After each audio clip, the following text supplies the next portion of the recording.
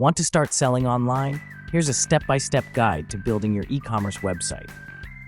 First, decide what products you want to sell. Pick a unique domain name and choose a hosting provider. Use platforms like Shopify, WooCommerce, or Magento to build your online store. Choose a theme, customize your layout, and make it user-friendly. Upload product images, descriptions, prices, and inventory details. Enable payment options like PayPal, credit cards, or Apple Pay, and configure shipping rates. Get an SSL certificate to protect customer data and enable HTTPS. Ensure your website loads fast, is mobile-friendly, and ranks on Google.